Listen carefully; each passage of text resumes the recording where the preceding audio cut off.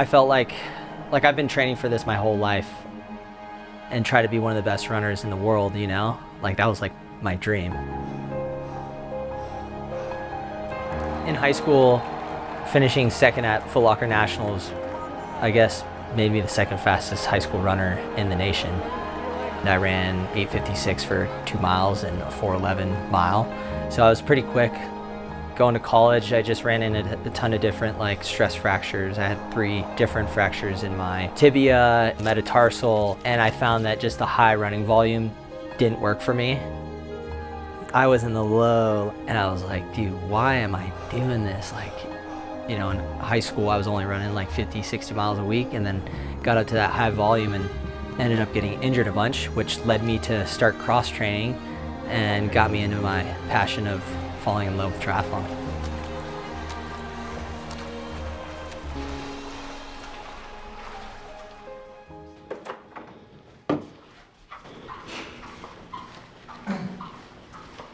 It was hard for sure, like dealing with those injuries those first 3 years, because you go from like this high of being like the best, one of the best recruits in the nation, to like no one knows who you are for 3 years. I started swimming 5,000 yards every night. I started biking. I was like, I'm gonna train like a triathlete and get back to what worked in high school, which was like going to surf class every morning, going to track practice in the afternoon, and then going surfing before dark, and then on the weekends going and riding my bike. So I like brought back what worked, and I do believe in that. I do believe that like if you keep things the way that kept you healthy, then you won't be injured anymore. And I was like, stay disciplined. It's like super important. Get control of your emotions and like keep fighting. One bad race doesn't like determine who you are as a person.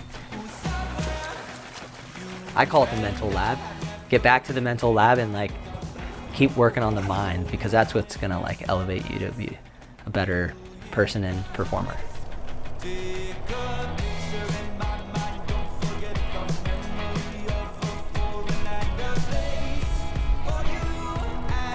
Believing in myself and having the kid-like mentality where I was like, okay, if I can just get back to like why I enjoy competing, which ultimately comes back to like me as a kid, which was having fun. If I can keep it that simple, then it's not about like money, and it's not about like expectation, that it's more about like just having fun. Like imagine that, you just go out and have fun. That's all you think about. Scooter squad. As I've gotten older, 8 World Cup podiums later, trying to make the Olympic team and medal at the Olympics. And so while I'm chasing new goals, I feel like the motivation comes from having a family and knowing that, you know, I have a support team to fight for. I'm not just like racing for myself, I'm racing for my family.